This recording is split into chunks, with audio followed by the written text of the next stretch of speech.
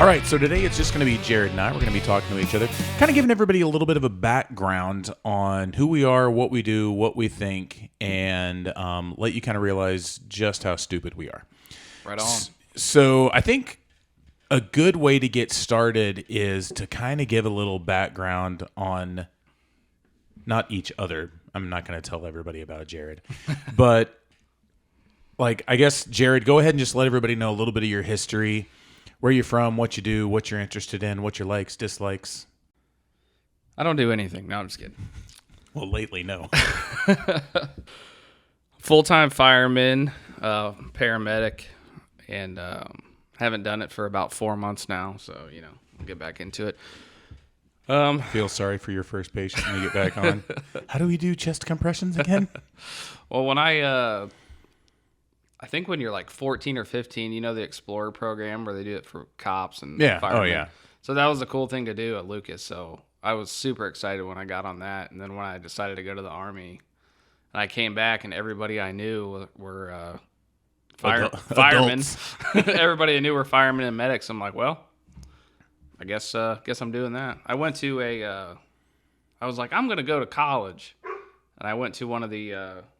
college fairs, fair boards, job boards. The orientation. The orientation. Is it an orientation? Yeah, when they just show you around and. Yeah, like a campus tour kind of thing. Yeah, campus tour. Yeah. And I was just like, no. Yeah. No, I can't do this. So when does EMT school start? So. Yeah, exactly.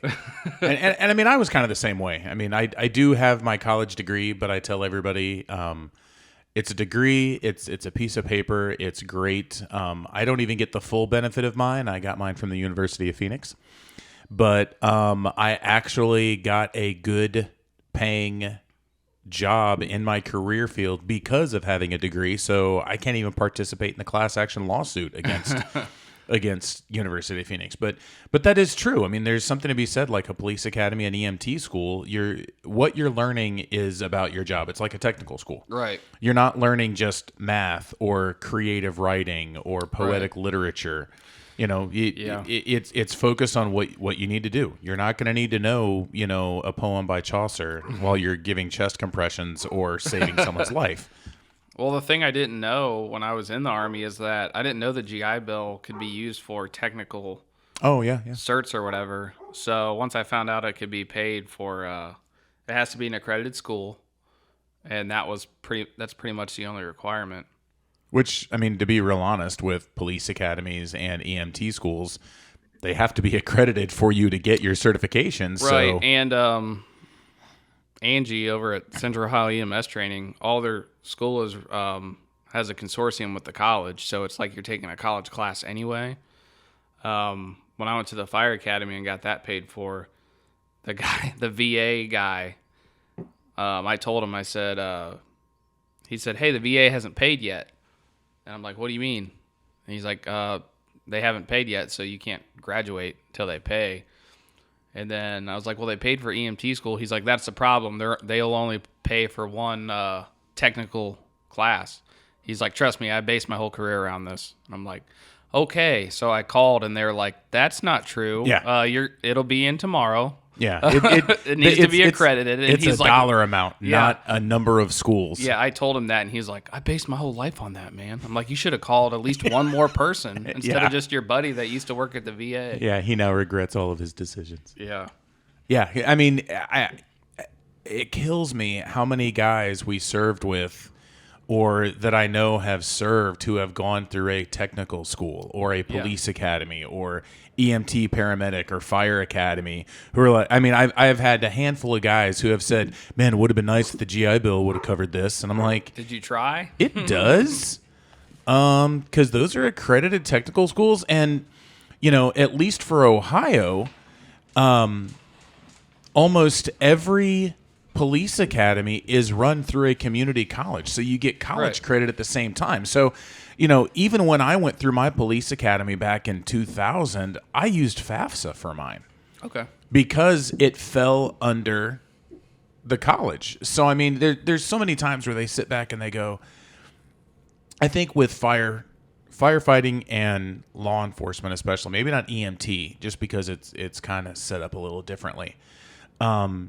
So many guys and gals want to sit back and wait for someone to pay for them to go through that school. Right. And I kind of look at them and go, I get it. There are departments out there who will pay you to go through an academy. You're going to get your $20 an hour, Right. plus they're going to pay for Especially your now, school. It's coming back to where. Yeah, that's awesome. Good on you. But how many other, I mean, holy crap, just look at like electricians and carpenters. How long are you a apprentice? Yeah. Where you're making literal nothing. And in some cases, you're paying them to teach you how to do the job. How many? I mean, you can't get your master's in business administration. No company's going to pay for your degree, Right. while also paying you. So, good on you if you can find that. But, so much in law enforcement, and that we got to get out of the mindset of you got to pay me to learn how to do the job. No. Right. Go to school and get the job, and then maybe you can get some tuition reimbursement, or you can get them. There are some places that will pay off your student loan that you went to do that. But yeah, it kills me. Like you said, just make that extra phone call.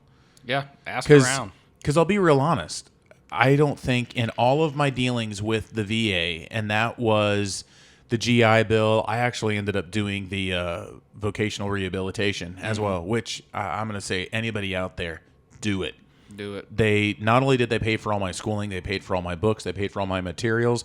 They bought me a freaking like $60 backpack, but they also bought me a laptop. I mean, my first good laptop, not like my crappy Walmart laptop. I mean, they bought me a freaking Lenovo, ThinkPad. Yeah. That was like at the time a $1,800 laptop, and they bought it for me. And they're like, "Here you go, it's yours. Thanks. Have a nice day." But I had to make some phone calls. I had several friends who were like, "Oh, you can't do this if you're only at 20%, blah, blah, blah, blah, blah." And they're like, "No, all you got to do is show that whatever your disability rating is can impede your employment." And I'm like, "Well, the Army destroyed my feet, and I have a metal plate in my shooting hand, and I want to be a cop." And they're like, "Oh yeah, that'll impede it. Here you go, sign this. Great, yay." So yeah, getting back to it. So you are currently a full-time firefighter, paramedic, EMT, whatever all of those. Yeah, don't get them stand twisted. For. Yeah, dude, you know how many times my sister would get pissed at me because I would confuse the fact that she is an RN and not an LPN. Right. I'd be like, "Yeah, my sister's an LPN," and I'm like, she's chasing me with a scalpel. I'm like, "My bad, sorry." Yeah. Well, for people that don't know, EMT school is fairly easy. It's all just like, I'm not going to say it's easy, but I mean, it's a few months and you learn, like, you just kind of dive right into the world of it. But, No, because I think, isn't the big difference, like, paramedics not so much dispense medication, but you can, like, give life-saving medication that you have on the truck, whereas I don't believe EMTs can, correct? They're kind of changing it now to where they can administer things that they can't screw up. Like, they can give Narcan, they can assist somebody with their EpiPen or assist somebody with an inhaler. Medic school, or being a paramedic, is you're a lot more in a supervisor type role, and you're giving cardiac drugs. Like, you have to learn your drug dosages, and you have to understand like pathophysiology and stuff. So it's a year of straight up like an accelerated medical program, accelerated course. Yeah. And so it's hard. Like, there's a lot of people that are EMTs that have tried medic school 3 or 4 times. And I was growing up seeing people that were just EMTs constantly going through medic school and constantly failing. So when I went in, I'm like, all right, I can't mess around. And I did. Well, and kind of one of the things that always spoke a lot to me on the big difference is, when my sister would be like, "Oh, we had so-and-so at work today. I knew it was going to be an okay day. He's a paramedic that I've worked with before." Whether or not they'll admit it, the nurses like it when the paramedics that are also nurses are in there, because they're now, mind you, to kind of let everybody know, my sister's an ER nurse. That's all she's ever really done. That's what she loves. She likes the chaos. She likes the change. So it's very different than a normal regular nursing floor. Paramedics are used to that chaos. They're used to having somebody burst into a room screaming and yelling about my baby, my daddy, my mommy. Not the post-surgical where it's very calm and, well, we need to be quiet. Yeah. Well, if you plan on giving a loved one to somebody for more than an hour, you should give them to a nurse because, that's what they went to school for. And a lot of them are rock stars. They really are. They know so much more than most medics do in certain parts of the thing. But when it comes to like cardiac arrest, that's when I think the medics shine more. Yeah. Well, that and the one that she always jokes about, and I've seen this firsthand, having to take my kids to ERs, is running an IV. Mm-hmm. Like every time I've got one kid, he is built like a straw. And he getting veins for him is ridiculous. And every time, like I've taken him to the local ER where my sister works, and she won't do IVs on my kids just simply because she's like, I don't want them. She doesn't want to be the mean aunt for the rest of her life. But straight up, when my one son comes in, she will tell everybody, go find me a paramedic. Mm-hmm. Go find me they're putting needles and veins in a moving vehicle. Yeah. They can do a kid. When I've taken my kids to Nationwide Children's, same thing. Yep. They'll be like, if they have... That's usually who's on the rotating staff with the ultrasound and everything. It's usually... Yeah, straight up, they'll be like, hey, if we've got a kid that has a problem vein or whatever, they'll like, get a paramedic in here. That's just... And I think a lot of it, too, is they do it so much. Right. Because... Depending on where you work. Yeah, depending upon where you work. I mean, maybe some little, backwoods in your Raleigh. Mm-hmm. But, I mean, if you're working in a place like Columbus, paramedics are running IVs all day, every day. Right. Because they get them ready when they get to the hospital. Mm-hmm. But, I mean, yeah, it is that thing where... It's also a courtesy, too, because if you're if your sister's busy all day and she has to stop and get an IV before she can do anything to a patient, or she could have one already done for her. It's definitely a courtesy thing. Yeah. Oh, yeah. And again, even if we don't think they need medication, it's like, okay, well, yeah. Now you're going to be billed ALS. But it's one of those things too, where, you understand in this business, everybody always jokes, cops hate firefighters, firefighters hate cops, we hate nurses, blah, blah, blah, whatever. Maybe if you're like Chicago or New York City, where they really, truly have had issues. Right. Where they have hockey teams. Yeah. Us, it's, your extra crowd control. Mm-hmm. For paramedics and firefighters, they know that if they need to keep family members away, they're going to call the cops and we're going to come in there. We're going to take care of you.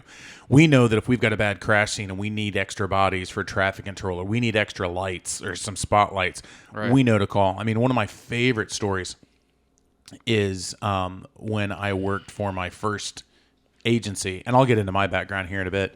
But when I worked for my first police agency, I guess I still am. There's really no expiration of my certification, but I was a crash reconstructionist. Basically what that means is if somebody does a good enough job taking down all the evidence and measurements and everything for a crash scene, I can come in and make a scale drawing and I can determine who is at fault for that crash. One of my favorites is there's a freaking math problem that you have to know how to do. I'm out. Yeah, but it was such a long math problem to do it by hand, which we had to know how to do it by hand because even though there are mathematical programs and algorithms that we can plug everything into, a judge can make you do it by hand. Right. And I swear to God, this thing, you would have to turn the page sideways and write it down the side, and then it just, factors down to one singular answer. It took like 2 hours to do. Hated it. But we had a really nasty crash, and it was a fatality. And I get there, and everything just wasn't adding up. Like, the driver that survived wasn't being a jerk, but he's just like, oh, this car came over, and it ran right into my lane. And I'm like, man, it just... It's not adding up. So I looked over at the fire chief, Chief Henry at the time, and I was just like, hey, Chief, I know it's not out here. It's like 4:00 in the morning, but man, I could really use your ladder truck. And he's like, yeah, all right, give me 20 minutes. Sent a couple of his guys back to the station. They brought out the ladder truck, which I want to say maybe there's like 150 feet. I don't know what a good height is for a ladder truck in our area. Probably a little less than that. But okay. Well, they get there, and the guys knew me real well, and I was like, okay, here's my camera. I just need you to take, and he looked at me and he goes, nah, you're going up. So they do this. You're gonna make us use our ladder truck. You're going. Yeah. Up. So they That crank sense. this thing all the way up. I climb all the way up to the top. They shackle me in and held me out over the edge, and I'm taking aerial photographs, which of course nowadays, everybody and their brother's got a freaking drone. Right. But this was close to 20 years ago. Yeah. So you're a pioneer in aerial photography. Yeah, I know, right? So I'm hanging out over this truck taking aerial photographs, and it told me that everything that truck driver was telling me was false. Yeah. Come to find out later, he wasn't really lying. He was misremembering. Not even misremembering. It's just he was piecing together information that he didn't have. Ended up being that he looked away from the roadway and he swerved. But when he looked up, the car was coming right at him. He just didn't realize that he was in her lane. Yeah. So he wasn't lying to me. He wasn't being hateful about it. And honestly, I stood there and watched this cat cry for like 20 minutes when he realized what he did. But it was just that thing of, if I didn't have that good relationship with the fire crew, I wouldn't have had those aerial photographies. I wouldn't have been able to match it up. Yeah, they would have told you to piss off. Yeah, go pound sand. We don't have to do that. Yeah. But it's the thing, like you said, you're doing that IV as a courtesy. You're not hurting anyone. And I mean, anybody that's ever had an IV realizes, it stings a little bit, but you're fine. I mean, I had an IV in for a week. Yeah. But it's just doing that courtesy, understanding there's that mutual respect, because those nurses, I mean, there's some probably paramedics you've worked with in the past that maybe didn't last. And probably one of the reasons they didn't last is because they treated everybody like crap because, hey, I'm a paramedic and you're not. Yeah, it's okay to have that like banter between. But when you just let it like go too far, it's like at the end of the day, you could end up in their bed and they could end up in your squad. And it's like, I look at it like making like different branches making fun of each other. Like, we're allowed to make fun of each other. Yeah, but don't you, Mr. Civilian, be making fun of them. That, and like we're gonna make fun of each other on Facebook, but like when we're actually doing our job, it's it's different. I can hand a Marine crayons and it's funny. Right. But John Q. Protester cannot hand them crayons. It's not funny. Bad look. But yeah, so kind of going into my history and kind of picking up. So when did you decide we hooked up? When did you? Well, let's go back because you're a cop. Okay. That's my service dog. Just kidding. When were you like, hey, I want to be a cop? When did you graduate high school? I'm gonna make you do it. I graduated high school in 1906. No, I graduated high school in 1995. So currently doing the math, I am 45 years old. I am just about old enough to be Jerrod's father, or at least his really cool older uncle. There you go. But yeah, so I'm one of those kids, and I can't pinpoint a time. I can't pinpoint a place. Like everybody's like, oh, there was a shooting and my friend died, and I saw this, compassionate police officer, and I'm like, I gotta be him. Yeah. I'm literally that kid that in kindergarten, what do you want to be when you want to grow up, Donnie? Oh, I want to be a police officer. Yeah. Senior in high school, what do you want to do? Man, I'm going to be a cop. Okay. There was a brief period where I was kind of in limbo. So I grew up my whole life. My whole plan was I was going to go in the Air Force. Don't hate me. My dad was Air Force. I was going to do security police. Yeah, I thought I was going to go to the Coast Guard too. So. Oh, we can edit that part out. So I was going to go Air Force. At the age of 16, I had what's called hyperthyroidism, which you understand what that is. But for those out there that don't, that means my thyroid gland was on overdrive. Yeah. Actually had what could be defined as a heart attack a couple weeks before I turned 16. It was actually called a thyroid storm. Yeah. I was small enough and weak enough at that time from all the weight that I had lost that my older sister was able to pick me up and carry me into the ER. Wow. For those that have never met me in person, I am 6'2" and a few, and I average between 250 and 260. Solid. In high school, when I graduated high school, after I turned 16, I was maxing out at 320. Really liked Taco Bell. It's too close, man. I know. It used to be cheap back then. Yeah, I know. I went there the other day. It was like $9. I was like, I could have gone to Chipotle for $9. Right. But anyways, so got really, really sick. We're talking 95 Clinton era downsizing. I only say Clinton era not because I truly hate the man, which I do, but because that's just the way to. It was the Clinton era downsizing. It was during his reign. Right. I wasn't even able to get a waiver for that. They're like, nope, you take a pill every day of your life. You're not. Don't even bother filling out the paperwork. They are not going to do it. We're downsizing. We're not taking anybody extra. So I said, okay. Really wasn't sure what I was going to do. I was actually going to college for landscape horticulture at the time because I kind of got it in my head at that time. Man, I don't know if I could shoot somebody. Yeah. If I really had to. I did not grow up around firearms at all. First firearm I ever bought was a Smith & Wesson 5906 2 weeks before I started the police academy. But did you feel like you had to learn how to shoot before you got there, like people that... I kind of did, but I had a good friend of mine that told me, he took me out and he showed me how to work it, basically. He's like, I don't want you to completely embarrass yourself. Yeah. He said, but I'm not going to teach you how to shoot. He goes, I'm going to let them do it. That makes sense. Which was good and bad. It was good that he had that thought process. It was bad because I got really piss poor firearms instruction. Not so much because of the instructors, but we'll kind of go, and I don't even want to call them fudds because they weren't, but they were a product of their training from the 60s and 70s, old school. I mean, these are guys that went through the academy with wheel guns and then were just kind of handed semi-autos. Mm-hmm. I mean, my favorite is one of my instructors straight up said, he loved Smith & Wessons.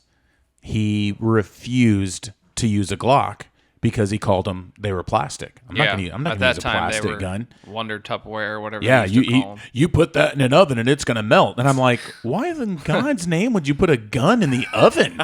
That just doesn't sound right at all. That's not even a good hypothesis.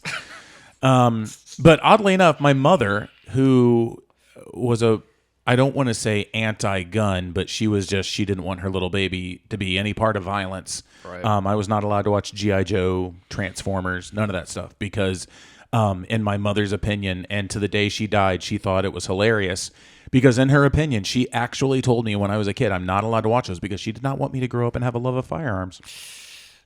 So, that one kind of shot you in the ass, Mom. But, started dating my now wife, and we went to stay with her uncle, who at the time was the deputy director of adult parole and probation up in a county in New York. And we started talking about law enforcement and firearms and this, that, and the other. And on the drive home, it was like a 12-hour drive. On the drive home, Kara just straight up was like, you need to get information on the academy. She's like, this is dumb. She's like, you don't talk about landscaping the way you talk about law enforcement. And that goes back to the whole GI Bill thing. Like, maybe you should, instead of somebody just telling you don't even bother, maybe you should just go look for yourself. Yeah, exactly. So, got into the police academy. This was back in 2000. Went through North Central. At the time, it was North Central Technical College. It's now North Central State College. Mm-hmm. Went through their police academy. They offered and still offer two different types of academies. They offer a 2-year academy. At the end of that, you get your associate's degree in criminal justice. Or you can do what they called an abbreviated academy, which was just police academy. This is what the state requires. This is what you're going to do. It's going to take you 6 to 8 months, but when you're done, you're done. Yeah. You can look at getting college credit later, but right now, boom, here you go. That's what I did. It sucked because it was a nighttime academy. So I was working landscaping jobs during the day, would get done about 4, go home, shower, shave. Because of course you can't be, you got to be clean shaven for the academy. Shower, shave, hit the road. I would be sitting in my academy class by 5:30 until 10 o'clock that night. And then we had full 8-hour classes on Saturdays. While at the same time, now, at the time we just gotten married, wife was pregnant with our first daughter. So she's pregnant, not able to work. But by the grace of God, we paid our bills. That first year of marriage, while I was in the academy, working a somewhat under the table landscaping gig and her having to stay at home because of health issues with the pregnancy, we made $12,400 our first year of marriage. Really pulling it in there. Paying $750 a month in rent. Well, do the math. At least milk used to cost about $1 a gallon back then. Things were slightly cheaper. So kind of fast forward, got my job, got my first job in law enforcement, did that for 10 years. Really, really enjoyed it. Went through, it was kind of a midlife crisis when I was in my early 30s. Yeah, this is what I really want to know. Yeah. When were you like, I want to be a Cav Scout? So while I'm early, I still had this desire to be in the military. And mind you, I had been a police officer for about I started with my first agency in March of 2001. Yeah. So imagine fast forward to September 2001. And the world changed forever. And I still had this strong desire to do the military. I was burned out. There were some personal issues going on at my department at that time that I was not enjoying. And so another agency wasn't really. Yeah, and at that time, I mean, we're talking at that time, I had applied at another department, and I had applied with New Albany. Okay. And they had 2 openings. They had 385 eligible candidates. So we're not talking 385 candidates that took their test. We're talking about 385 candidates that scored high enough on their test to go to the next level. Yeah. For 2 positions. That's just what it was back in 2010. Everybody was still, I'm joining the military, I'm joining law enforcement, I'm doing my part. Yeah, that's how fire jobs were. There'd be 150 people testing for one spot. You know what I mean? And so I fell for the glitz and the glamour of military life. Enlisted at the age of 32. Didn't even pick anything that would help me in the real world. Welcome to the club. I know, like we joke about, supply. Dude, I know a guy that got out as an E5 in supply, and his first job was making $70,000 a year working for Kroger at a distribution center. Yeah. I mean, we joke about those kind of guys. But it's a nice thing to have. Oh, you actually were in supply. Oh, you know how to run distribution centers and trucking lines and how to deal with people in stressful situations. Yeah. What do you know how to do, Mr. Wallace? Oh, you know how to blow things up from 1.5 miles away. Yeah, so we don't have. So when you picked, what was your mindset? Like what before you went to the recruiting office? I doubt it was 19 Delta. It sort of was. Okay. I don't want to say it too much out loud, but I didn't want to do MP. Yeah. And honestly, the only reason I didn't want to do MP was because, I mean, that's basically what I'd done for 10 years. You don't want to end up back in a cruiser with a... Well, no, not even back in a cruiser, because obviously I did. I'm back in law enforcement. But mine was, and you know how it is in the military. You show up at your unit and you've got a 20-year-old specialist telling you what to do. Well, I was 18. Yeah, so you were 18. That was cool. Yeah. I'm 30. At the time, I was 32, 33. I'd been a cop for 10 years. I was an instructor level for several different things. See, I'm about to turn 31, and I can't imagine today going through that. basic in Fort Knox. I can't, yeah. Yeah, so I didn't want to have a 19 or 20-year-old telling me how to be a cop. Right. And no disrespect to them. It is different. It's a different type of policing mindset. But I knew that I was going to get in trouble. I was setting myself up for failure. You knew yourself well enough to be like, that's not going to work. Yeah. I mean, I could have gone in and probably gone through fairly quickly, but knowing how promotions work in the military, my experience wouldn't have helped me at all. If anything, it probably would have pissed people off. Is it true that, because I hear that too, that cops don't, well, at least when they were picky, they didn't care to hire MPs because of the difference in training. Is that true? That's very true. Yeah. And it's not, I don't want it to sound like I'm saying that MPs aren't real cops. It's a different world. Right. I mean, you figure military bases are gun-free zones. If someone takes off from you on a military base, you get on the radio and you say, close down the base. Yeah. and they close down the base. I mean, you've got barriers that fly up out of the ground. Right. You've got armed guards at every entrance. And everybody has to come into base. So it's a different mindset. You know, and they deal with people differently, because I don't care what they say. If you're an E3 or an E2 MP that pulls over a frickin' major, you're going to let him do whatever he wants. Yeah. You are. In law enforcement, it's not that way. I mean, even if I pulled over a mayor, it's like, yeah, I'm going to do my job. You really, truly don't have much say over what I can and cannot do. Now, mind you, my plan was to go into the Army, do whatever job I did, and then I was going to switch over and go warrant officer with CID. That was my plan. I mean, and to be quite honest, when I came into my unit, everybody thought I was CID anyways. Makes sense. So, you know, I mean, I showed too. up with my 1974 porn stash that was out of regs. Everybody knew I had been a cop. I had that mentality already, and they're like, This doesn't add up. yeah, pretty sure that's a horrible backstory. You used to be a cop, but you're not anymore. Yeah. Whatever, pal.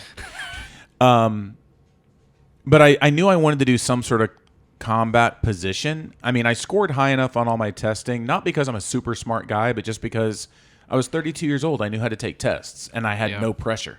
You know, I think when I went and took the ASVAB, I was the only person there that actually used the scrap paper and pen to do math problems. I know I didn't. But I scored high enough that they wanted me to go EOD. But I was like, that's a year and a half of training before I'm ever sent to a unit. Right. And it's EOD. bombs. Yeah. I'm good. Then I watched a video where guys were in dune buggies and dirt bikes. That's the video. Which I still to this day have yet to meet a Cav Scout that actually saw or touched a motorcycle or dune buggy. Right. Which, yeah. Best thanks, we can Army. do. Best we can do is side by side gator. Best Yeah. we can do, and that's Which- on base. Oh, no. Unless- Haven't you heard my gator story?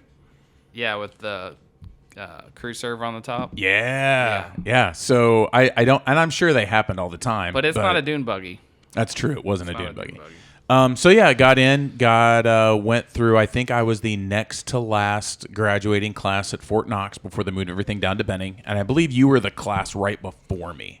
Yeah, Because still I was Fort Knox. I was in reps class. Yeah, I went in. No, you weren't. No, you were in I reps was in class. reps. I was gonna say, I was in reps class. platoon. That's right. Yeah, you were in reps class. So yeah, you guys were like the graduating class October before me. 12th was when we got there.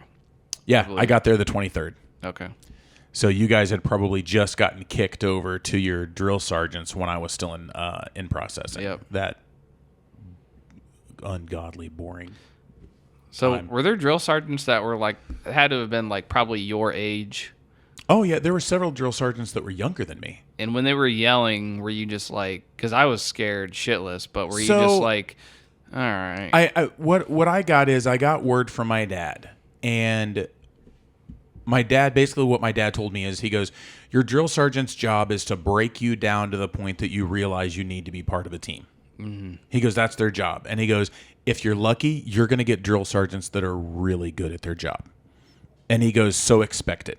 Yeah. I was very fortunate that at that time, this was I want to say I had Facebook, but it wasn't as it is now. I mean, I still had MySpace. Yeah.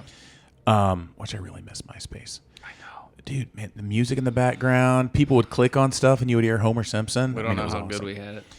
But what ended up happening was I met a couple of guys on a Cav Scout message board. Oh no. That message board It was actually probably Chris Hansen.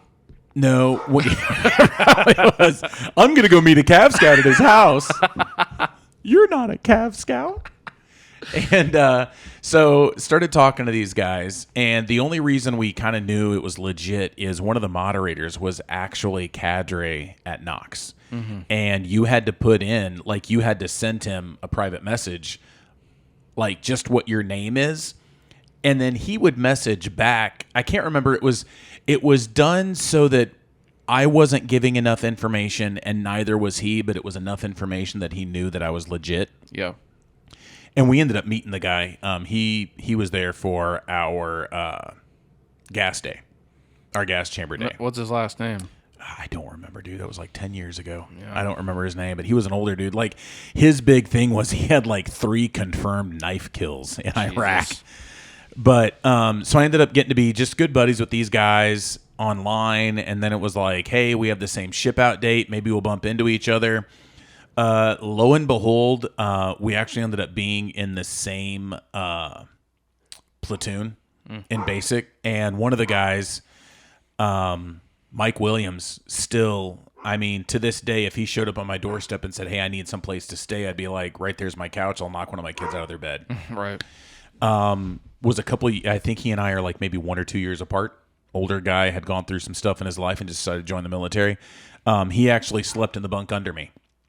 The other kid... Put the old guys in the same bunk, huh? No, they actually, it was just... it was complete happenstance, and then they went alphabetical, and Williams Wallace, you know? Yeah. Because there was another kid in there. He was probably 19, 20 years old. Sweet last name, Slaymaker. No way. Yes. His father was a sergeant major and was a Cav Scout. Sergeant Major Slaymaker. That was his dad. Yeah. So, it was awesome because there were only a few of us that knew about his dad. Like, and he was like, keep it to yourselves. Cause he's like, I will get like gang raped if they know my dad's a sergeant major.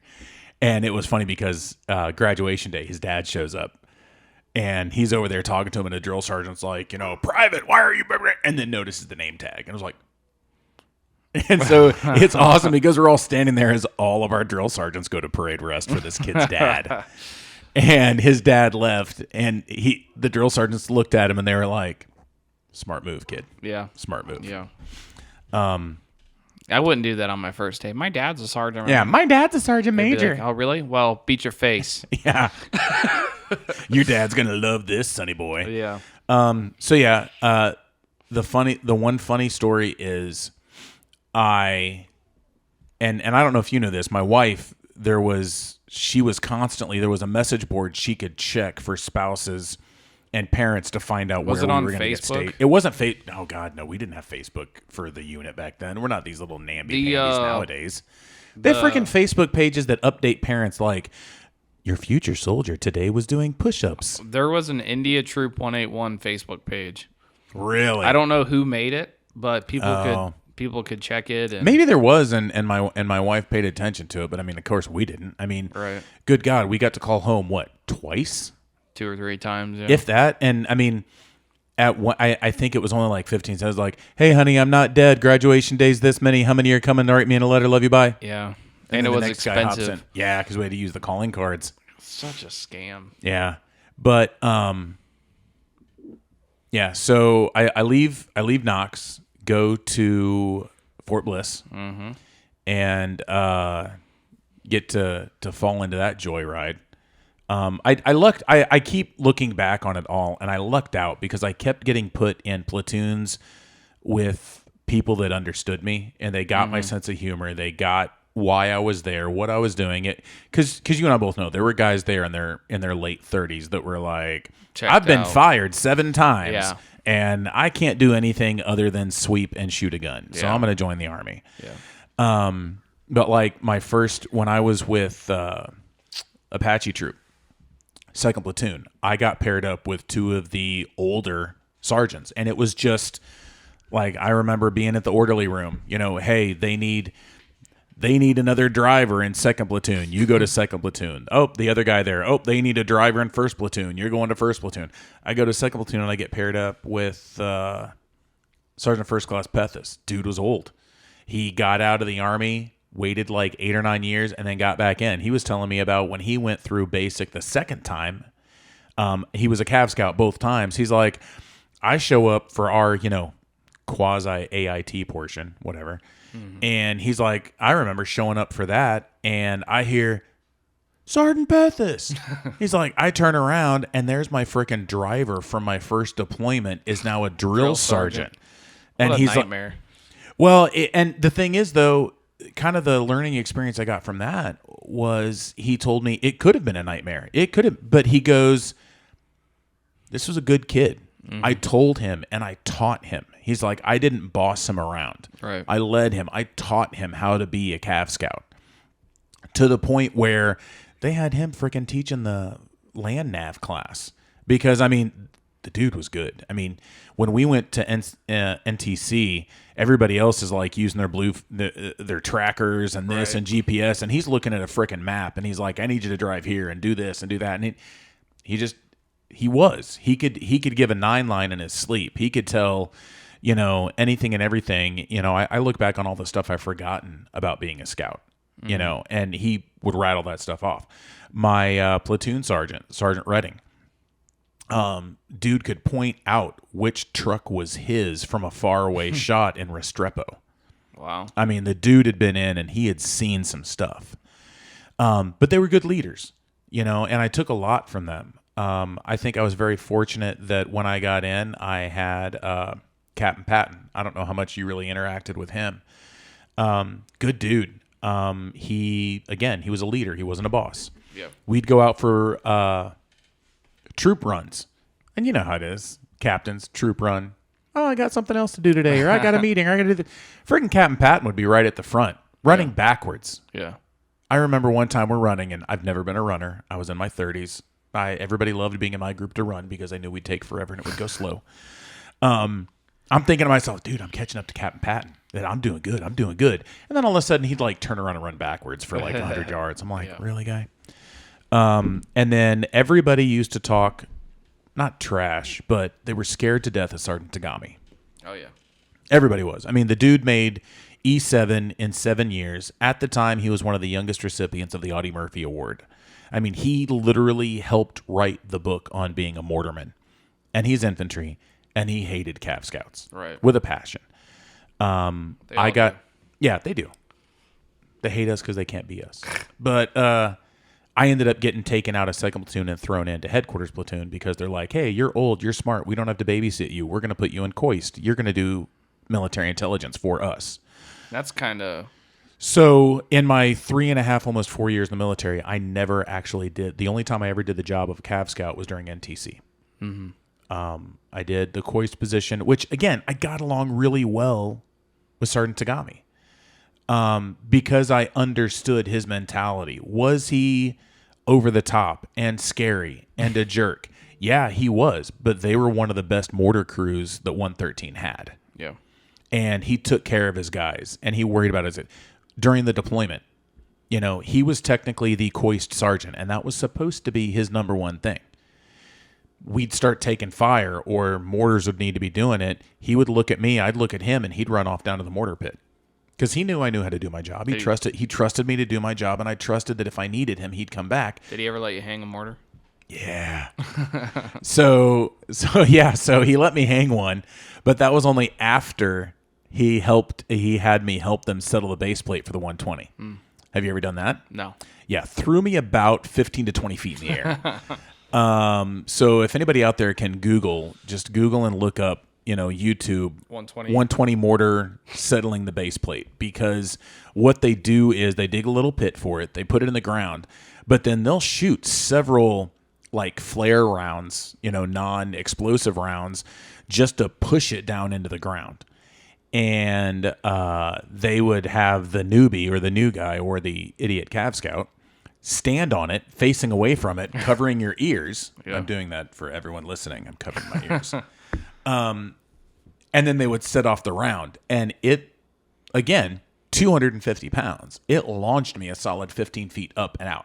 Yeah. And everybody had a great laugh, and it was hilarious, and it was awesome. The first time an Illum round went off next to my head, and is it a parachute? What is it? They like suspend. Yeah, I don't know if it's a full blown like parachute, but there is something that makes it so they fall much slower. I wasn't listening to the mission brief at all. Nice. And that never they had planned on illuming the route for us. Okay, yeah. And I just hear boom like over my head and a wobble, and I'm looking through my MVGs, and there's something. I'm like, what's going on?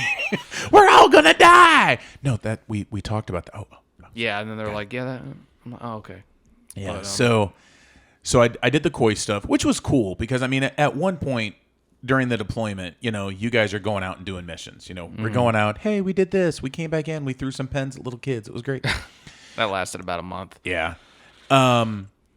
I, on the other hand, was sitting in an office with like 5 to 7 different laptops on Sipper, Nipper, Secret Nets, all this stuff. Next to me was our first sergeant. Across from him was the CO. Across from me was the XO. And on my right side was the major and captain with Human. So, and then there's me, the E3. Because I hadn't even made E4 yet. I'm just like, hey, guys. But again, I was 32, 33. Yeah. My CO was 27. Yeah. First sergeant was older than dirt. Favorite story from him is he told us he killed a house. Tanker. Yeah. You know, this was his first time as a scout. He was a tanker. Swartzen? No, God. I knew I'd be put on the spot. I can't remember his freaking... It wasn't Lonnie? Yeah. Wasn't his last name Swartzen? No, I'd have to look it up. And anybody that knows Rep has a bunch of funny stories. Oh, dude, Rep would know. I don't know how I remember the dude's first name. Rep ended up being in headquarters after the deployment with me. Yeah. And yeah, dude was hilarious. He was hardcore, and he had. I mean, you look at him and you're like, tanker. Mm-hmm. You know, everything wasn't. Good job, guys, or well done. Steel. But again, just like with Captain Patton, he took care of us. Yeah.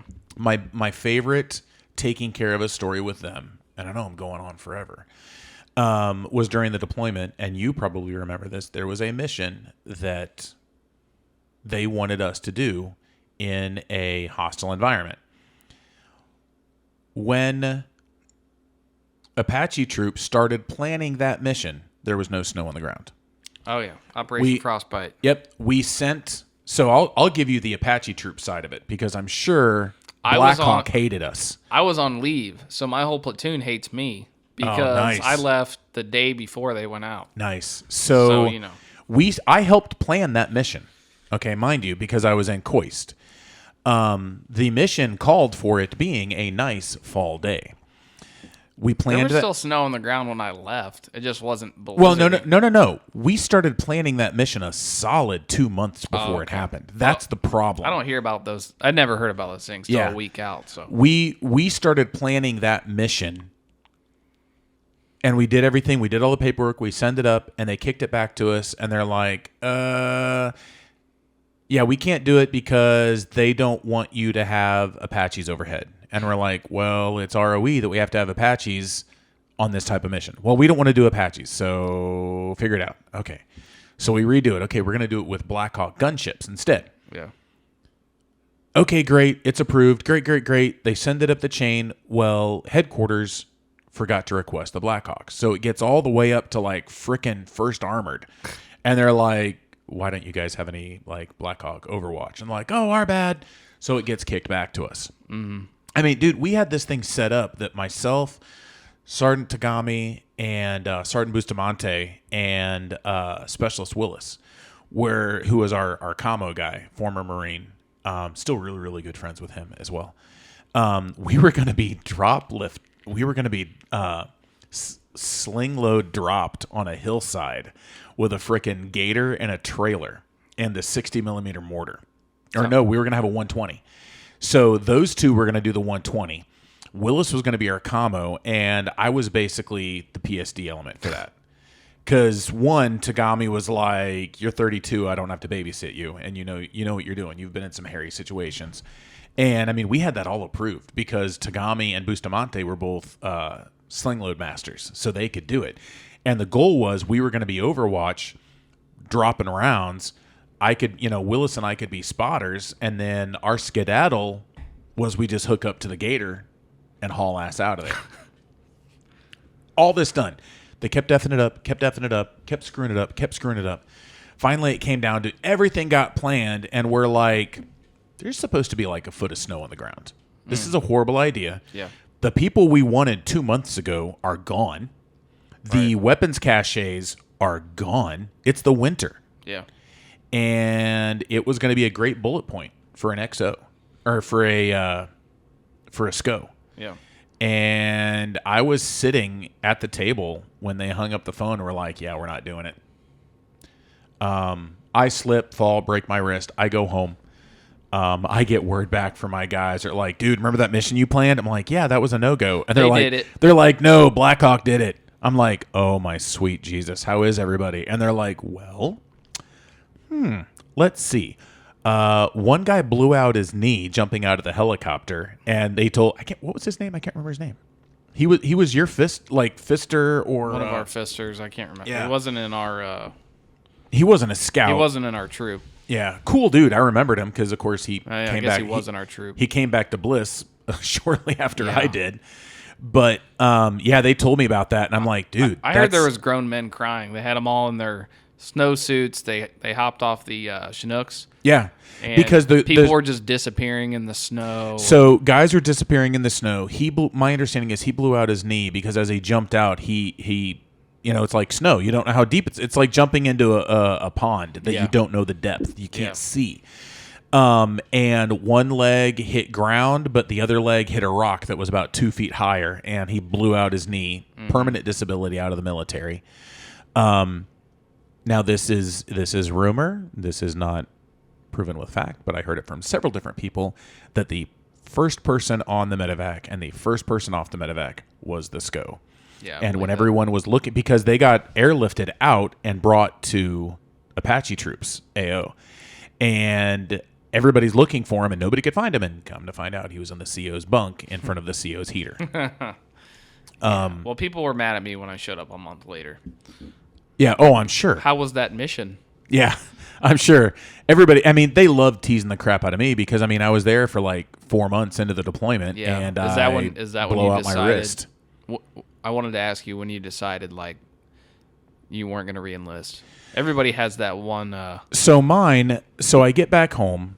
I go ahead and start doing all the paperwork for CID because I'm like, I still want to go for it. I still have a chance, even though I've got a permanent profile for push-ups because I've got a metal plate in my wrist. I don't think that'll hurt me with going CID or going warrant because if anything, everything I've learned from warrant is they look at the mental more than the physical for that one. Mm-hmm. And so I'm still going to do it. My wife and I at the time had actually gotten to know a guy who was a warrant officer with CID. Yeah. Did all the paperwork, did everything. It was great. They're like, yeah, this is going to be awesome. But here's sequestration. We do 4 CID classes a year. We're knocking that down to 3. Add to that the fact of CID is very different. You don't actually reclass to CID, to military police, until after training is over.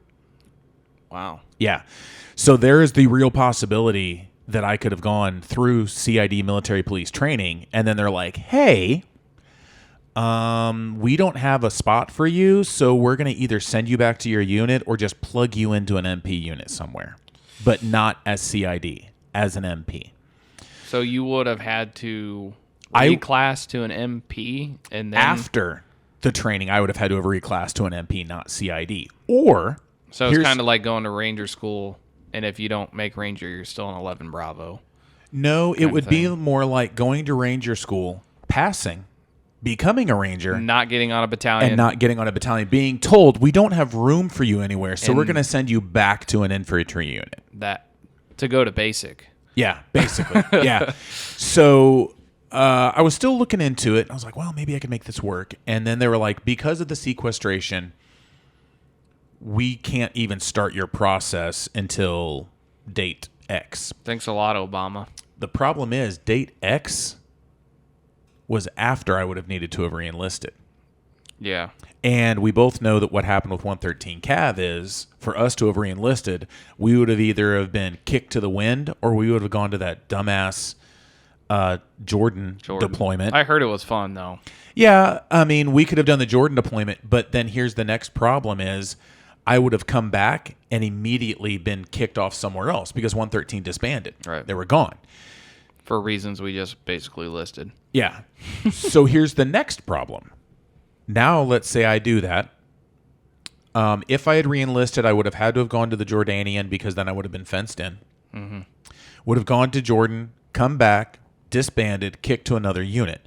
I still could have done the CID, but CID rules determine that when you file that paperwork, you need to have been with your current unit for at least 12 months.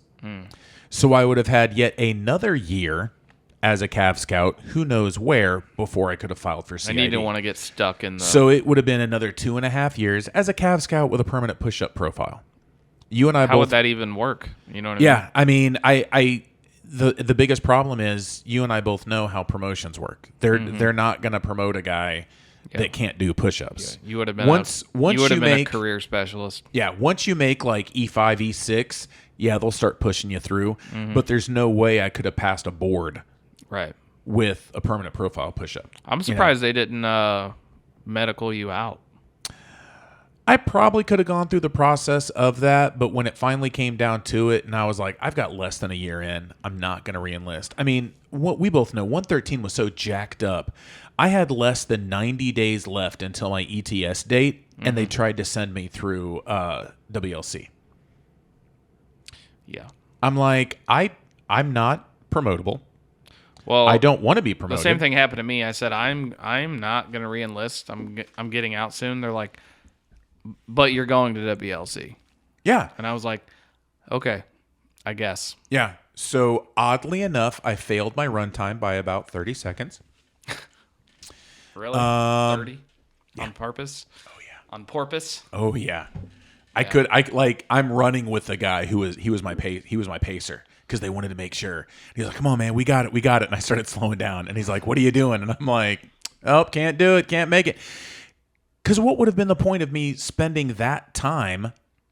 One, it would have been pointless for the Army. Two, it would have been ungodly pointless for me. I heard the horror stories about that from guys that wanted to do it and wanted to get promoted. It was not a fun class. It would not have been fun for somebody that did not want to be promoted. So I failed my run. Yeah. I take no shame in saying I failed my run. Right. Because, again, I couldn't do push-ups. Right. Even if I had stayed in, I knew they were going to promote me. Got out. So leading up to how we know each other, walking through the parking lot one day, and I'm like, oh, look at that Jeep. The red Jeep back then, right? Yep. Big old red Jeep. I'm like, that's weird. It's got Ohio plates. Well, I knew that. I mean, it was weird. Our unit had a lot of Ohio guys in it. Ohio, yeah. Hey, what's that county sticker? I know that county I was sticker. like, wait a minute, County 70. That's Richland County. And I was like, hey, where are you from? You're like, stupid little, you won't know it, Lucas. I was like, from Madison. I know Lucas well. Yeah. I actually probably know several of your teachers that I went to school with. Yeah. But so we kind of started talking that way. And then we ended up going through a lot of the out processing stuff together just because it ended up hitting at the right time. 2 weeks from me. Yeah. Now, did you get out early? Yeah. Okay. Yeah. Because they were doing that, whatever it was called. Yeah, that congressional thing. I actually had a sergeant fight me on that. They tried making me go to Jordan. And Yeah. I had to actually print it out, highlight it, and hand it to him. Yeah. And say, you act, not only can you not make me, but here's the email that they just send out stating that you won't. That was the best thing ever because I'm like, okay, I got about 3 weeks of leave. I can leave about 3 weeks early. And they're like, actually, you can leave like 2 or 3 months early. Yeah. And I'm like, huh? Yeah. I still had like 60 days of leave. So with that 60 days, I came back, had extra time to look for work. My super long story, making it a little bit shorter, worked for a tire company as their loss prevention manager for the state of Ohio. Hated it. Got a job working for a small village police department that I was at for like 8 years. But in that meantime, I can't really pinpoint it, but like we started like Facebook messaging back and forth. We're like, oh, you're getting really into guns again? So am I. Yeah, and so one of the defining moments, I guess, for me was when it comes to firearms is I had been shooting for 10 years as a cop. The 4 years of minimal crew served that we did. And then I come back to law enforcement, and my father-in-law, out of the blue, was like, hey, I want you to be safe at work. I know it's been a really long time since you've done firearms. I'll pay for you to go to a private class. Cool. Sweet. So I drove all the way down to Richwood, Ohio, and did a 2-day handgun combatives class with Dave Spalding. Spalding. Yeah, thank you. I'm doing horrible with names today. 2-day class with Dave Spalding. I was a torso shooter in law enforcement. I could hit from 21 feet. And I look back on this now and it's embarrassing. But from 21 feet, shooting a magazine, my rounds would fall neck to navel, armpit to armpit. That was, I mean, we're talking a solid 18-inch grouping from 21 feet. And at the time where you, like, killed it. I was like, sweet, he's dead. And that was at a static range, no movement, no pressure. It's like, hey, shoot 8 rounds in 15 seconds. Sweet, I got this. I go to Spalding's class, and he has a sweet drill. It's his walk-back drill, and that's what he starts his classes with. And you're shooting at like 3 feet at a 3x5 card. And what he does is as you slowly back up, he's checking your grip. He's checking your stance. And I mean, I was a teacup shooter for 10 years in law enforcement, and nobody fixed me. Nobody looked at you and said, you That's shouldn't wrong. shoot a gun like that. Yeah. But I mean, that goes back to these guys that taught me in the academy. They're the ones that taught me to hold my firearm that way. Yeah. And they were good shooters. Yeah. But they were holding a handgun wrong for 30 years. You're bound to get good at doing it wrong. Exactly. Yeah. And so Spalding fixed it. He went with more of the thumbs forward, however you want to call it now. And I've been tweaking it over the years with different instructors I've gone through. But all of a sudden, I'm like, sweet fancy Moses. I'm hitting a 3x5 card from 45 feet consistently. Yeah. With every round. Fast forward another 10 years, and it's like, I'm hitting a 3x5 card consistently from 45 feet, but all of my rounds are touching. Right. But anyways, I kind of started getting more into that I took that class, and firearms was no longer laborsome for me. It was no longer work. It was fun. I'm good at this. I'm not great. There are a lot of good shooters, and we've definitely both shot with a ton of people who are way better than me. I was the only police officer in that class, and I was by far not the best shooter in that class. We had one dude that was shooting a freaking 6-round wheel gun and he was probably one of the top 2 shooters in that class, and he was keeping up with all the semi-auto guys. Is he an older gentleman? No, he was my age. He was like late 30s at the time. So he wasn't like a super old dude. It's just like, this is what my daddy taught me with. And Spalding was like, yep, we talked ahead of time. If you can keep up, keep up. If not, it's on you. And the dude kept up. He was good. Yeah. But then we got to talking, and you brought up the fact that you and your family had a CCW business. And what I really liked about it wasn't that the way you explained it to me, and the 1 or 2 times when I started talking to your dad, you guys didn't do it to make money. Right. Your dad, I have never gotten the feeling from him that he ever started a firearms business because he wanted to make money. Right. Because I'll be real honest, unless you're willing to teach 3 classes a week, every week of the year, all over the country, you're not going to make money in the firearms industry. When people will say when you start, unless you enjoy doing it, don't do it. Yeah. And then you kind of get this thing in your head where you're like, yeah, but you could do both.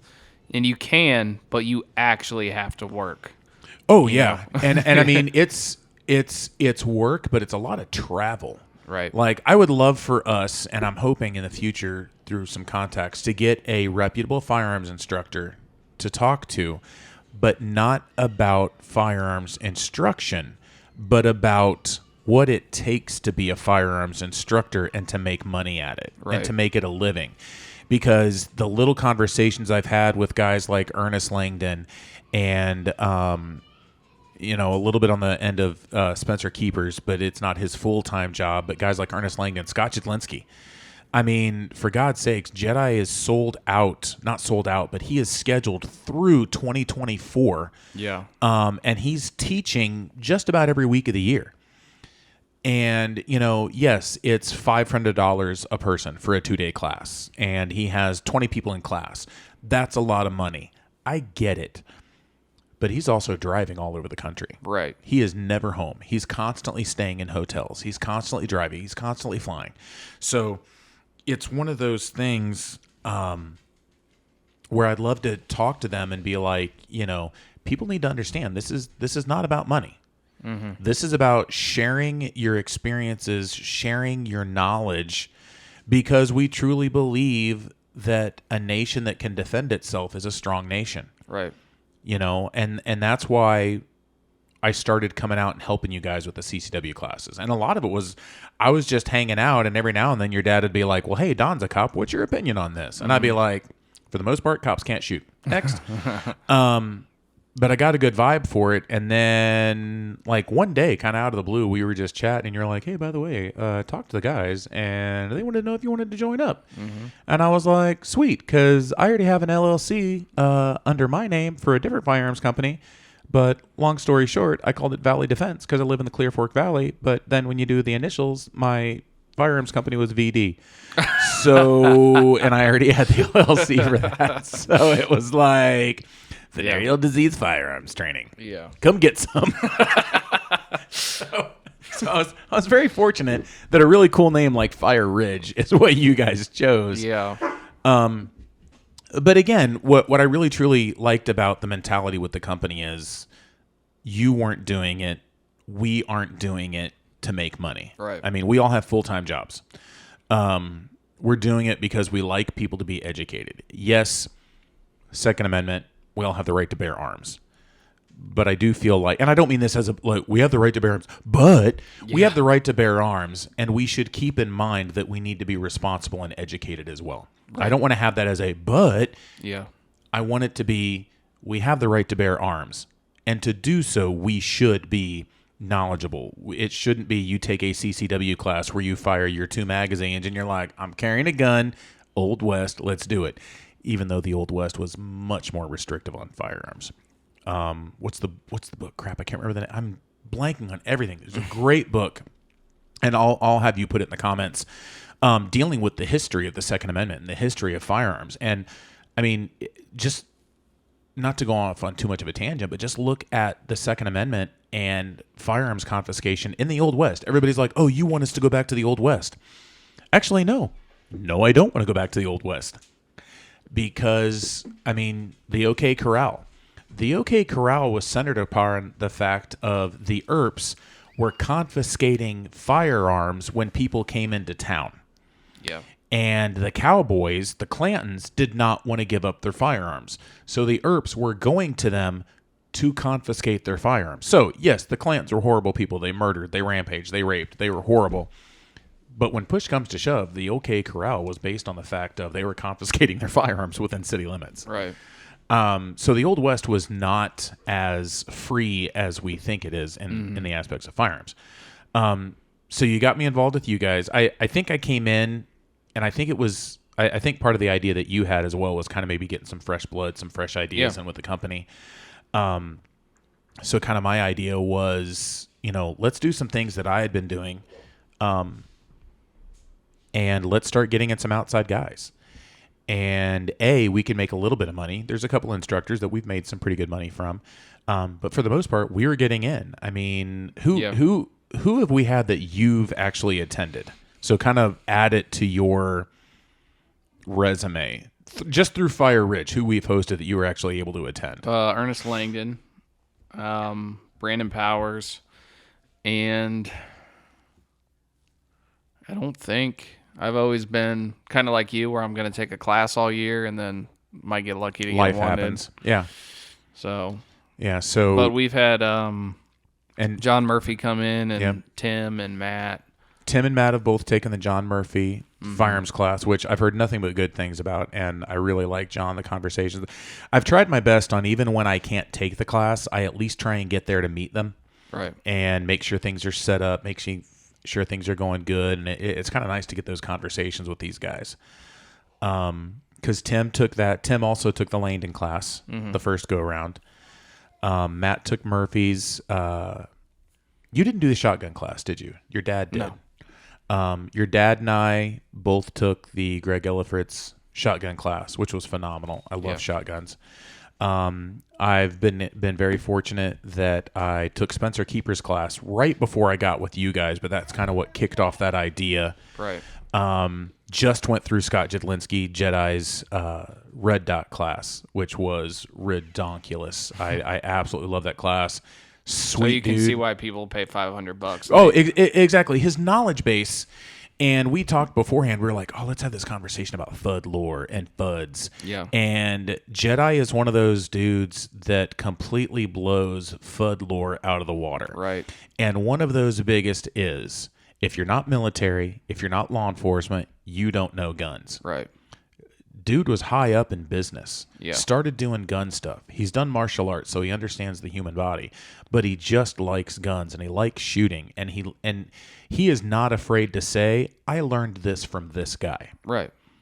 You know? But he knows his stuff. I went both of theirs. We did the Yellow Fritz shotgun. We also did the Yellow Fritz. Tim and I did the tactical medical class, which was pretty sweet as well. We've also hosted John Johnston and the Citizens Defense. Did his class, which was phenomenal. We've had Murphy twice, Langdon twice, Jedi this year. We also did Match Grade Precision, Blake Cyrus, local guy that's military. Did a rifle, carbine, handgun class with him that was really, really good. But it's just one of those things of, you and I have talked about the fact of there's so many, and yeah, you want to call them FUDs, we'll call them FUDs, that are around here that all they have is their NRA cert. Yeah. Or their USCCA cert, which are great. Good for you. You've got them. You know the classroom. But that's it. Every person we seek out to host a class for, we bring them in because they're all students themselves. And that's the one thing I absolutely will not attend or host somebody who is no longer a student, who can't go out and learn stuff, because when we go to host these people, they're like, oh, I got time to do your class, but I'm taking a class myself this day, so I can't do it, or I'm doing this. And it's the people that are unteachable, that are unwilling to learn anymore, that are quite honestly a danger. That very much so. And kind of what tipped me off is I'd been following guys like Greg Ellifritz for a long time. My first time meeting him was in 2006. I took his TDI defensive knife class through the Ohio Peace Officer Training Academy. Yeah. And cool dude, trained like crazy. And I started talking to him about, hey, scheduling guys, maybe we could get you. And then I noticed that he really liked Spencer Keeper's gear. And Spencer Keepers put a thing online that was like, hey, looking for people to host. I got a hold of him, was like, hey, I'd love to host. Okay, great. Comes and does his 2-day class. Phenomenal 2-day class. Phenomenal shooter. Great guy. And we were talking like, man, I'd love to get a guy like Ernest Langdon out here too. And he's like, then call him or message him. Yeah. I was like, seriously? He goes, yeah. And that just kind of opened my eyes to the fact of who cares how good they are. I mean, freaking Ernest Langdon, he's what, like a 12-time grandmaster shooter, IDPA. Yep. I mean, he makes phenomenal firearms, but at the same time, an unbelievably down-to-earth guy. His first class, I didn't get to go to it because I was in the middle of freaking DARE officer training school. But when Tim and I were talking to him, he asked us more questions than we asked him. Yeah. Well, I don't think you can get to that level and not care, like truly care. You're not going to make it there. Like, you might squeak your way by, but I don't think if he didn't want to be teaching, he would be fine without teaching. You know what I mean? Like, he'd be fine. Yeah, his firearms business would be cool. This is a passion of his, and I think he's mentioned several times he's kind of slowing down the training aspect of it as he gets older. Right. But I've hosted before I got with you guys. There were a couple instructors that I hosted that I probably wouldn't host again. Simply because over the years watching their stuff, they're not attending classes. Right. They're just like, I'm going to teach you guys what I know, but I'm not going to learn anything else to teach you. Yeah, and if you can't take a class, read a book or talk to somebody. Yeah, you know what I mean? That's a big one that, honestly, I will say two of the big takeaways from you that I've gotten over the years is reading books. I, too, like to read, or at least an audiobook. Yeah. And podcasts. Yeah, podcasts are huge. When you have two big minds or three big minds together talking. And that's funny because we're recording a podcast. Right. But I mean, for me, until you really started talking about it, I didn't listen to them. I mean, like the only podcasts I listened to were like frickin' The Nerdist or like quiz shows. Just when I drove back from frickin' El Paso, that 3.5 week drive, I just listened to like every episode of The Nerdist I could, which is a really cool podcast. But listening to Firearms One, and you do have to kind of weave through and find the guys that are talking about something different. Yeah. And there are some out there that are just like, I'm hawking stuff. But there's a lot of information, and there's more to shooting than shooting. Yep. I'm extremely fortunate that the agency I'm with now is very, very big on training. And the guys that they have that are in charge of their firearms training are readers. They read. Yeah. In fact, I just got a new book that when I'm done with it, I'm going to pass off to you. They're readers. They study. They don't just go out and shoot. They talk about the mental aspect, the physical aspect, the emotional aspect of firearms. And I think that is something big that's missed in the industry. And again, that's what one of the things that kind of drew me to you guys, and more or less just you and I, the discussions we've had over the years, is the fact of do we see this being our long-term thing? Probably not. I mean, we like doing it. We're still going to keep doing it. But I love law enforcement. You love being a fireman, and doing the paramedic stuff. So I mean, that's where I see the future for this, is just to continue hosting, draw up our own curriculum for beginners. Right. I'm not going to be like, all right, you're a SWAT team guy. Yeah, I'm going to train you how to do stuff. No, mine is, okay, you just got your CCW. Yeah. Well, it's like I was telling Mark on the last podcast. It's like there is a huge group of people that have their concealed carry, and they're fine with that. And they look at these classes that are like, I'd really like to do that, but I don't want to make a fool of myself. And I think that's like, well, and they don't want to make a fool of themselves. And if all they've ever done is a $75, or in our case, in some places in our area, a $35 8-hour class. Yeah. Now we're telling them you need to spend $500 for 2 days. Right. They're going to be like, wow, that's crazy. Yeah. But a 4-hour class to teach you that an Uncle Mike's neoprene holster and a Taurus curve probably isn't the best thing for personal protection for you and your loved ones. That's what I want to tell people is they need to be honest about how, like, instructors need to be honest about how ignorant they were. Like, like I know you were the same boat. I carried a Glock 29 10 millimeter in a hybrid holster, and I didn't know that the leather broke down after a while and it got in the trigger guard, or you probably shouldn't be. I'm going to make you feel better about yourself. I know what you had. Yeah. I know what For the longest time, my concealed carry was an Uncle Mike's $15 neoprene inside the waistband holster that carried my sweet XD40. Was it an XDM? No, it was not an M. It was the XD subcompact 40. And that thing was like ridiculous, the kick on it to shoot for my giant hands. And that's the thing, is when it's really hard not to sound snobbish because I don't know everything. Right. And that's what I've recognized. I don't know everything.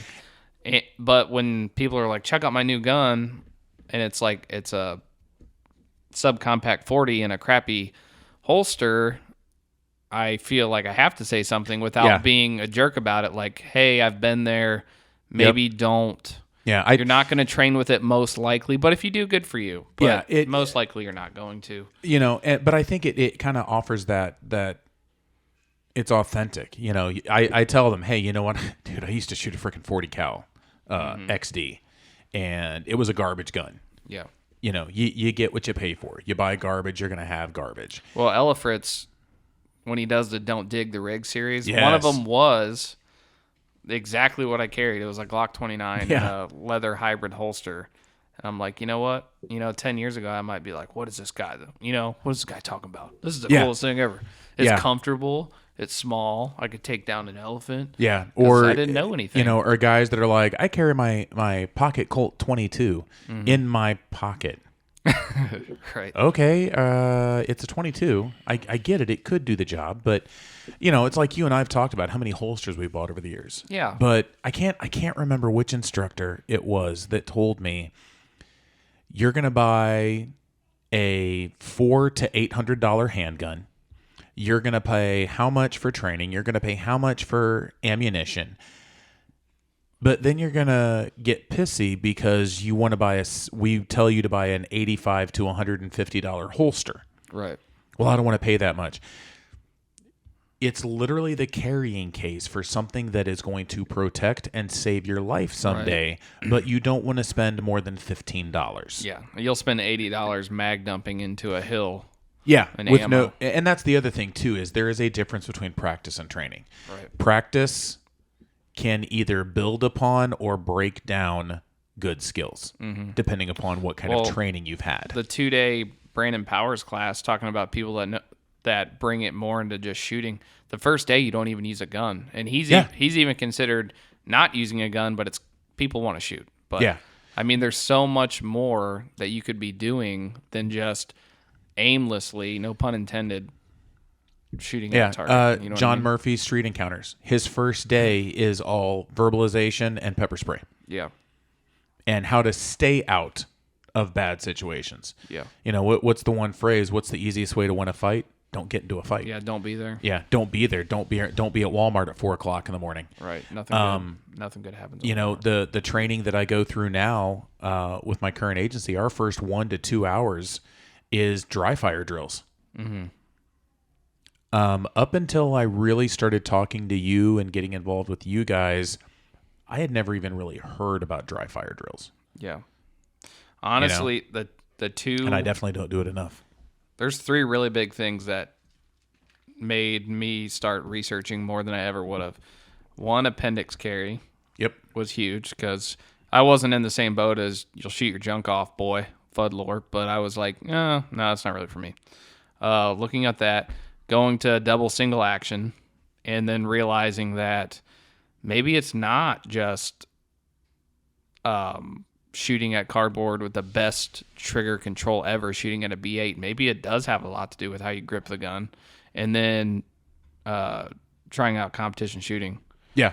And my hope is that I get into the competition stuff with you guys next year. I really want to. Timing this last summer was just awful for me and my family. Right. You know, the double single for me is more the double single is more, that's not what I carry at work. Right. And if I'm going to train with this at work, that's what I'm going to train with it in the real world, just because there is enough of a difference for me that I'm either going to train too much with the double single, or I'm going to train too much with with the striker. So that's my only reasoning behind that. Mm-hmm. I mean, for the longest time, I had that SIG 226. I loved shooting it, but then I switched over to the Smith & Wesson. And then, the appendix carry at first, I was like, man, that just looks really uncomfortable. Yeah. How can that be comfortable? Right. And then I was just like, you know what? I had a really crappy appendix holster, and then I took keeper's class, and I got a discount on getting a keeper's holster, and I really liked it. Mm-hmm. To the point now that I'm, even if I've got the opportunity to carry, on my hip on a regular holster, I prefer to go ahead and just use the appendix. It's easier. Right. It's simpler. Now that I've actually trained with it, it wasn't good, mind you, but my 6 rounds from concealment, at Jedi's class, I mean, I was able to do 6 rounds from concealment, hands up in the air, on target, 285. I'm not pleased, but I'm okay with that, with the amount of training that I've had. But you used to be a teacup shooter. Oh, so, yeah. I mean, just looking where I've come in 10 years. But that's what I want to push out to everybody else. Right. Is that you can do this, you can change it, you can fix it. But yeah, and I mean, I think honestly, we just need to schedule a time where we sit down and we go over fudd lore and we back it up with numbers. Right. So I took the keeper's class. There were guys shooting from concealment for the first time that were going faster than guys that were shooting from outside the waistband. Right. Simply because that's, natural fit of your body. Right. The other couple of big ones are, I used to carry a frickin' subcompact XD or my subcompact Shield 9mm. Now it's a freaking Glock 17. I mean, I'm carrying a full size 9mm with 17 rounds in that chamber. Nobody has any freaking clue. Right. But it's a full size firearm and it shoots easier. You know, it just I'm learning something new just about every time I go to the range from different instructors. Yeah, and it always what you want. And it's not even that what I'm learning new is I'm learning this new and I'm disregarding what other instructors have taught me. It's always building upon what the other ones taught me. Mm-hmm. You know, so. But yeah, I mean that's why I'm in this company. That's why I like being in this company. You know, you had that idea to do the podcast, and you've put out some really good podcasts, and I was there for like 2 of them. But you know, and that's the other thing. This is what, 1 of 2 where we've talked about firearms. Mm-hmm. 2 or 3. Yeah, and all the rest are, you know, like you and your dad and myself. We just have this passion for small business. Mm-hmm. You know, because when push comes to shove, when the economy starts going downhill, big box stores aren't going to be the ones that are supporting your community. They're going to move on and they're going to keep making their money. Right. Not that our company is a small business that's, you know, supporting, but you know, we're here, we're doing our best. Yep. But any final thoughts before we wrap it up? Well, let's see. What would I tell myself if I were 18? Don't go to the Army. Yeah. Yeah, you know what? I wouldn't have even said that. Even my wife has said, you know, I think the best thing I could tell myself if I were to go back in time or talk to myself when I was 18 is I would just look at him and go, you're going to do fine. Yeah. I wouldn't be like, don't do this, don't do that. I would just look at him and go, you're going to do good. I mean, I've been married for 23 years to the woman I love. We've got 9 kids. One's married. Are there things I would change over the years? Probably. You'd probably stay away from that ice patch. I would. It wasn't even an ice patch. That's a whole nother story. Oh, yeah. But it's turned out really good. I'm really happy where I'm at career-wise right now. It's a very supportive agency, even in my odd role there. I'm happy being in the firearms business. My wife and I are happy. My kids, for the most part, are happy.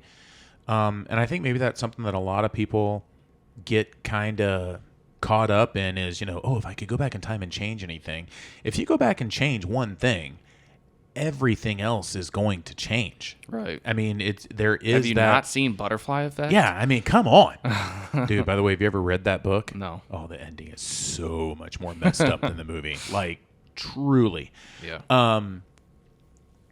But it's one of those things where you just have to realize that even the mistakes you made have gotten you to the point you're in right now. Was enlisting in the Army at the age of 32 and moving my wife and 3 kids to El Paso, Texas a mistake? Yes. Yeah. Have we learned from that mistake? Yes. Do I have my 4 sons because of that? Yes. Is my wife now a more confident person in what she can do when I'm not around? I bet quite a bit. Because it went from I'm always around every evening and days off to we're out in the field training 300 days a year, deployed, and she's in El Paso, Texas with no one but my sister and her 3 daughters with her. You know, so God forbid something ever does happen to me, she knows that she can take care of herself. She knows, and I know that she can take care of herself and their kids. So I think if anything, I would just tell myself, learn from your mistakes. Yeah. Don't ignore your mistakes. Don't forget your mistakes, and don't blame others for them. Just learn from them and fix it so they don't happen again. Some very mature advice. Oh, thank you. It happens for me every great now and again. Yeah. So anything further from you? No. All right. Well, for everyone listening, if you've got anybody that you know that would be interested, it's pretty obvious that we will talk to anybody, including ourselves. Yeah, we will. If they want to promote their small business, they want to promote a friend's small business, they've got ideas, nonprofit organizations, whatever, tell them to get a hold of us through the links, through the email, through the interwebs, and we'll be more than happy to try and get something scheduled. I mean, we're not making money off of this. Jerrod's probably losing money on this, but I just show up and do what I'm told for the most part. Sound good to you? Sounds good, man. Sweet. All right, Scouts out. See you guys.